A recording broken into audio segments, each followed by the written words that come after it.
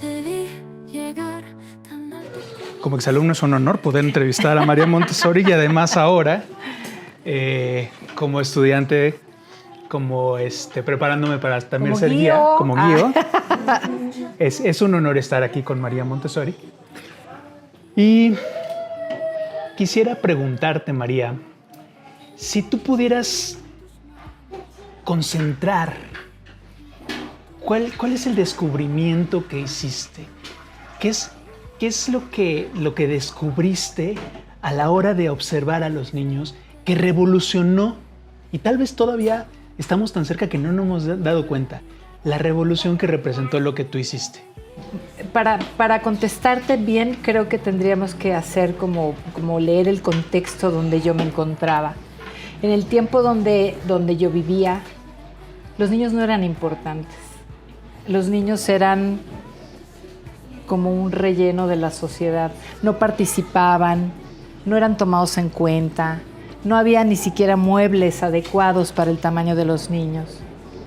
Los niños no eran importantes en aquel entonces. Vamos, no es que no fueran importantes, eran importantes como cualquier ser humano, pero no tenían, no se observaba como realmente las necesidades del niño y se creía, incluso hasta los vestían, ¿no? Como adultos chiquitos. Entonces, creo que lo que revolucionó es que me di cuenta que el niño es importante, que el niño no solo es un cuerpo, que el niño es un espíritu y que la esencia de toda la historia de un ser humano radica en entender y en visualizar ese espíritu. Y si nosotros desde esa primera infancia, desde que el niño nace, vemos, miramos y nos damos el tiempo de atender a ese espíritu de manera sana, de manera adecuada, preparando ambientes. Entonces el adulto que nace de ahí, que surge de ahí, es un adulto diferente. Tu historia es maravillosa a varios niveles, porque como madre tienes una historia, como pedagoga tienes otra historia, como doctora, como feminista, como premio, nominada al Premio Nobel de la Paz, que 2 veces lo pierdes junto con Gandhi, lo gana otra persona, pero tu historia es bien importante. Esta parte de como madre, ¿qué fue el de haber estado atendiendo a tantos niños y tener que tener medio escondido a Mario Montessori, que es tu hijo? Pues como madre te digo, fue el dolor más grande. Fue el dolor más grande.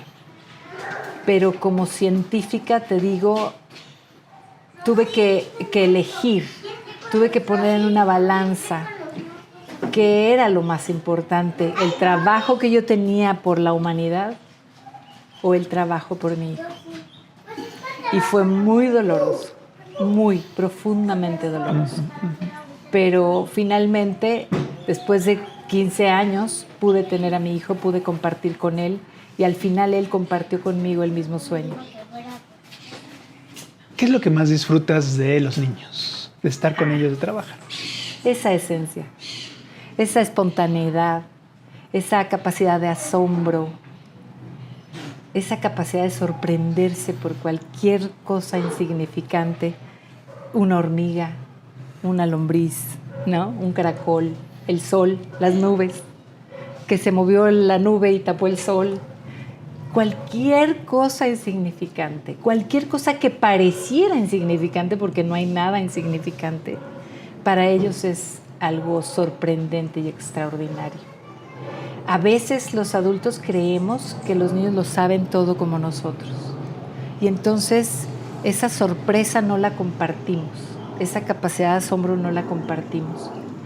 Si compartiéramos con ellos, podríamos indagar y conocer y aprender una infinidad. Cosas que ni imaginamos. Claro. Una anécdota de tu vida que digas, esta es la que quiero compartir en este momento, porque hay muchas, pero... Ya te la conté. Hubo una plática que fui a dar a un congreso y pues yo veía que todos los ponentes llevaban muchas hojas y escritos, ¿no? Y pues yo no me quise quedar atrás, entonces tomé mis hojas, las llevé y las puse en el estrado. Y al final se me caen las hojas. Y cuando me ayudan a recogerlas, las hojas estaban vacías. Yo no necesitaba las hojas porque yo estaba hablando desde mi conocimiento, desde mi práctica, desde lo que yo estaba viviendo. Pero como todos llevaban hojas, yo no me quise quedar atrás. Anécdotas hay miles, buenas anécdotas, no tan buenas. Tuve anécdotas de mucho tiempo, de profundo aprendizaje, que fue cuando me tuve que ir a la India, y creo que ahí toqué no solo el espíritu de los niños, sino el mío propio.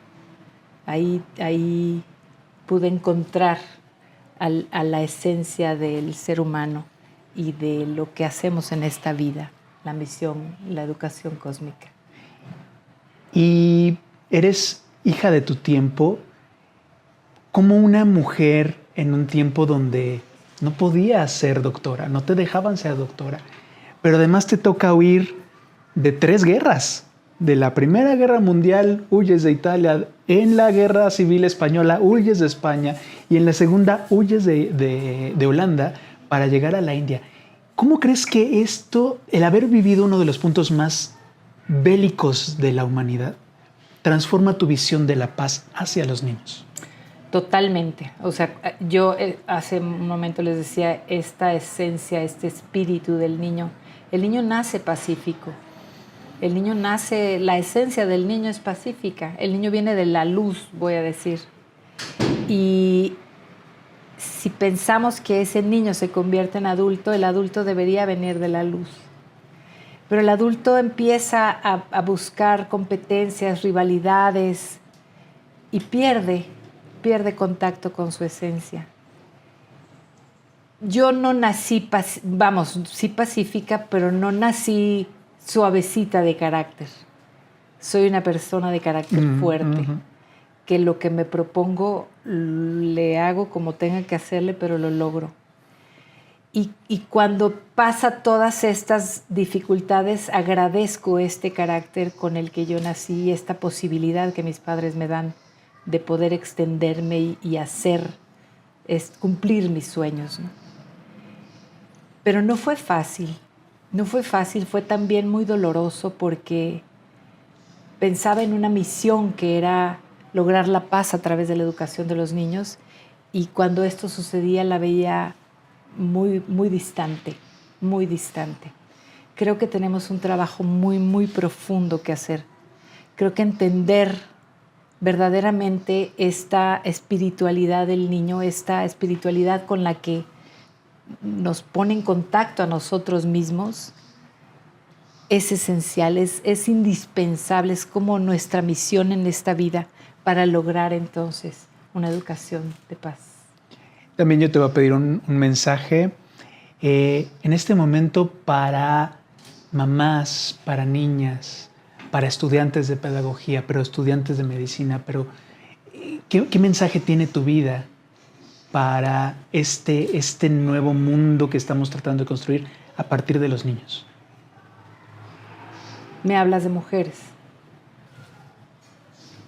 Pues creo que la mujer ha tomado un papel en la sociedad con muchas dificultades, con muchos tropiezos. Es más, todavía estamos en pañales, pero hay una visión muy clara. Entre muchas confusiones, creo que hay una visión clara. Y la visión clara creo que en el fondo no es rivalizar con el varón, sino tener un papel, ser una figura, me refiero a ser tomada en cuenta como una persona, como un individuo con ideales, con sueños, con capacidades. Y yo les diría, nunca duerman ese sueño, ¿no? Si me preguntan a lo largo de la vida, dejar a mi hijo fue la pena más grande porque yo me dedicaba a educar niños. Y yo sí pienso que dentro de esta libertad de la mujer No quiere decir que una madre que se dedica a cuidar a sus hijos no tenga libertad. La libertad de elegir está en elijo o asumo que mi misión de vida es cuidar a mis hijos. Pero hay otras mujeres que pueden decir, elijo y asumo que mi misión de vida está en dejar a mi hijo para poderme dedicar a la humanidad. Creo que no podemos dejar a nuestros hijos si nuestro trabajo no es tan profundo como dedicarnos al desarrollo de la humanidad. Si esta es nuestra misión, entonces es muy justificable que deleguemos la educación de nuestros hijos. Pero si nuestro trabajo no va hasta allá, me parece que es súper importante y esencial dedicar el tiempo a nuestros hijos. Muchas gracias, María. No sé si alguna de ustedes quiere hacerle una pregunta a María Montessori. Gracias. Vamos, Lucy. María Montessori, partiendo de un sistema convencional de educación, ¿cómo es que logras identificar que los niños necesitan interactuar con diferentes materiales para que puedan, cómo tú visualizas que con diferentes materiales puedan tener un mejor desarrollo? Acuérdate que mi fundamento es científico. Esto para mí va a sonar duro, pero esto es un laboratorio científico. Cada ambiente es un laboratorio científico. Entonces la intención es que observes. En la primera casa de los niños, en San Lorenzo, en Italia, en Roma, yo metí muchas cosas, metí juguetes y metí juegos y yo observé qué sucedía con los niños. Y los niños nunca tomaron los juguetes. Los niños iban por estos materiales que tenían un propósito. Para mí es esencial que lo que los niños hagan tenga un propósito, y no solo para mí, para ellos. Darles materiales nada más para entretenerlos, se van a dar cuenta ustedes que no los engancha, no hay un compromiso con el material. Cuando ustedes le dan al niño algo que tiene un propósito, que tiene un objetivo claro, el niño se engancha de inmediato. Ahí fue donde yo me di cuenta, observé muchísimo tiempo, muchísimas escuelas, muchísimas guías, en muchos lados del mundo, muchas culturas. Y me di cuenta de que todos los niños del mundo tienen esas mismas necesidades. Por eso funciona la torre rosa, los bloques de cilindros, las barras numéricas. Por eso funciona en todo el mundo. Porque está basado en una observación científica. Yo tengo una pregunta. Dime. ¿Todo ese material lo creaste tú? No. El doctor Itard era un psiquiatra de muchos años antes que yo. Él muere antes de que yo naciera, de hecho. Él empezó a estudiar a los niños con necesidades que los tenían en hospitales psiquiátricos. Todos los niños que tuvieran alguna pequeña necesidad iban a dar a hospitales psiquiátricos, ¿no? Y él observó y empezó a crear los materiales a través de sus observaciones y de sus estudios. Él creó, por ejemplo, los marcos de botones, algo similar a los marcos de vestir. Creó algo similar a, me parece que los bloques de cilindros, el gabinete geométrico, el alfabeto móvil, creó algo similar. Le sigue a su trabajo el doctor Segan, que también se dedicó a esta parte. Y María Montessori se enajenó estudiando a estos dos personajes muchísimo. Y basó su desarrollo de los materiales en el fundamento, es el trabajo que hicieron ellos. Entonces, realmente hay muchísimo de Itard y Segan en los ambientes. Aunque, María, déjame decirte Venga. que hay una cosa que le da María, desde luego es la parte cósmica al ambiente, porque empieza a darse cuenta que cada uno de los ambientes están creados para las etapas de desarrollo. Las etapas de desarrollo son importantísimas y eso, desde luego, tiene un fundamento atrás, pero María le da un peso muy fuerte. Claro. Y Tarde y Segán se quedan en esta etapa. Claro. En la etapa de casa de los niños. Y no desarrollan todos los materiales. Ellos desarrollan algunos, que fue lo que aplicaban con los niños de los hospitales psiquiátricos. Y María fue desarrollando todo lo demás. Incluso el mobiliario, porque acuérdense que no había muebles para niños. Es María Montessori la que va con un artesano carpintero y les dice, es este tamaño, ¿no? Es María Montessori la que abre esta posibilidad de los estantes abiertos. Las escuelas tenían los estantes cerrados. Y María abre los estantes a manera que los niños puedan tomar el material por sí solos. Y le das una dimensión que, ahí voy a meter un gol contigo, le da una dimensión de belleza.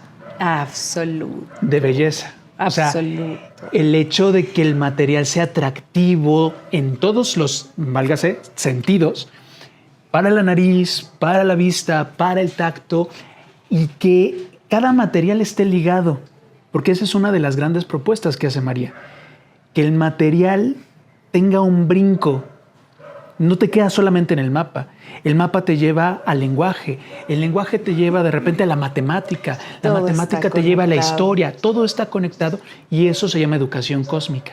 En lugar de en una educación donde tienes la materia de español, borras, materia de matemática, borras, materia de geografía, borras. Aquí el brinco es importante porque lo Todo se cósmico conecta, todo está se conectado de formas maravillosas. Fíjate que yo, cuando nace mi hijo y tengo que vivir toda esta situación de entregarlo a cuidados de otra persona, me vuelco así tremendamente a la Iglesia Católica. Fui muy religiosa. Era como mi salvación. Y ahí yo creo que conecté, me volví muy silenciosa, me recogí muchísimo. Y yo creo que ahí conecté con la parte espiritual. Eso me ayudó mucho en mi trabajo.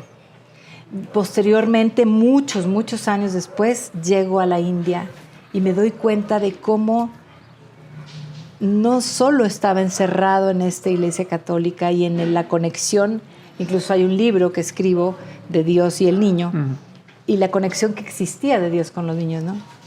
Sino que lo hago más universal. No solo es el niño espiritual, es el adulto espiritual y es esta conexión que no solo sucede en el ambiente, sucede en la vida, ¿no? Porque, por ejemplo, tus lentes, alguien los hizo. A ti te sirven para cubrirte del sol, pero hubo manos atrás, ¿no? Alguien que sacó la mica de una mina, alguien que preparó la mica y la puso de un diseño especial, alguien que hizo el armazón. Eso es educación cósmica. Cuando nos damos cuenta que esa banca en donde están sentadas, ¿no? Hubo muchas manos atrás que colaboraron. Eso es educación cósmica. Y eso sucede aquí todo el día. Esa parte no la tenía ni Tarde y Segán. Eso es María Montessori 100%.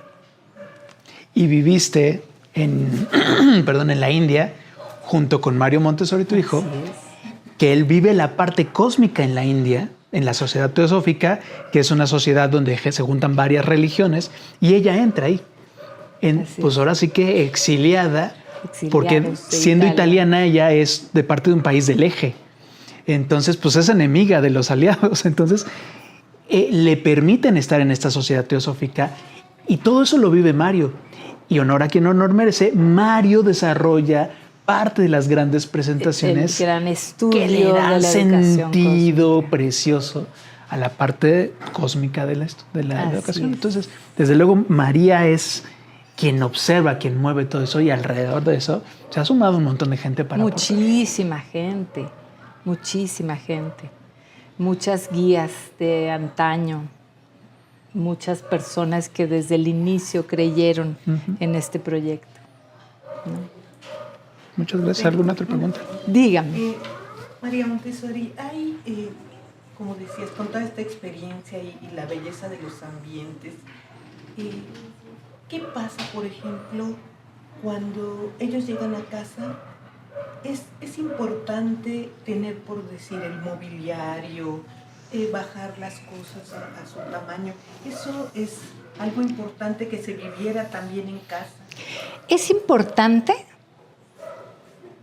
considerar a los niños, tomarlos en cuenta. Entonces, si tú en la sala de tu casa acostumbras a leer un libro, es importante que tengas un silloncito o una silla o un puff, algo en donde el niño se pueda sentar, libros de su tamaño.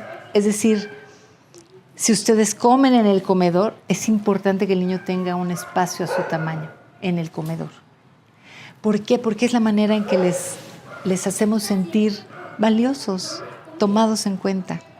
No es convertir nuestra casa en un ambiente Montessori.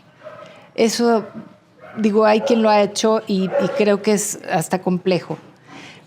Pero sí es tomar en cuenta al niño. Entonces, considerar, bueno, en la sala, ¿qué puedo hacer para el niño? En el comedor, ¿qué puedo hacer? En la habitación, ¿qué puedo hacer para el niño?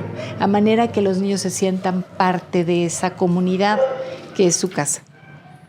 Sí. Y por ejemplo, cuando ellos tienen comunidad infantil, casa de los niños, ellos ya llevan las bases más adelante, ya no hay ese seguimiento a Montessori. Ellos ya llevando las bases es suficiente para que ellos tengan, su esencia y toda ese apoyo. Yo diría, para mí podría recomendar siempre seguir en Montessori, pero acuérdense que Montessori no es un sistema educativo. Montessori es una manera de vivir. Montessori es una filosofía de vida. Yo no creé un método educativo, un sistema educativo. Es una manera de vivir. Y si en nuestra manera de vivir siempre consideramos a los niños, siempre somos respetuosos con los niños, siempre estamos atentas a las necesidades de los niños, no necesita dar más seguimiento porque lo va a vivir constantemente. ¿Sí? Si tenemos la oportunidad, increíble, porque taller Montessori, que es la primaria, es una hermosura de trabajo lo que se hace ahí. Y la secundaria es una locura. ¡Wow! Una locura. Lo que hacen los chavos de secundaria y prepa, nada más porque ahí vamos, pero es una locura.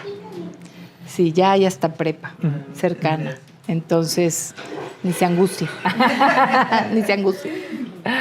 Ahí, por último, hay una de las frases más famosas que has dicho que tiene que ver con seguir al niño. Pero hay todo un contexto, porque tú dijiste, yo señalo y ustedes ven mi dedo. No es mi dedo, es ver al niño. Entonces es un poquito eso. Por más que nosotros veamos las teorías, la gente que dice, que habla, ella nos dice, no es conmigo, no es con el adulto, es el niño. Entonces esta filosofía de seguir al niño es muy, muy profunda. Muy profunda. Fíjense que la manera de observar y de estudiar a los niños es una observación científica. Entonces, si nos vamos ahora sí que a los fundamentos en biología, en química, esa paciencia, esa tenacidad del científico, esa, no sé cómo decir, esa curiosidad del científico, es lo mismo que tenemos que hacer con los niños. Hagan un ejercicio. Necesitan mucha paciencia y tiempo. Tomen una hoja de una planta, ni siquiera la tienen que cortar, en la misma planta, tomen una lupa y pónganse a observar la hoja. Y se van a dar cuenta de la infinidad de cosas que aprendemos a través de esa observación. Es increíble, es como si estuviera un mundo oculto ante nuestros ojos. Y cuando nos damos a esta disposición de observar de esta manera, descubrimos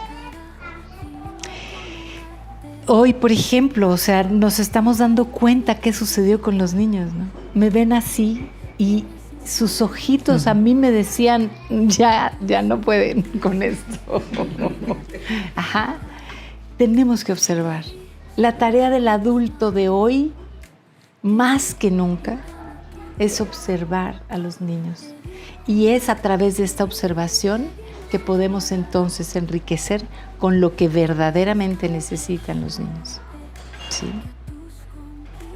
Y yo como exalumno puedo decirles el agradecimiento a mi mamá, el momento en el que decidió meterme a Montessori, porque no fue fácil, es una decisión valiente, pero hoy estoy aquí y diciendo, me encanta la idea de estar con María Montessori.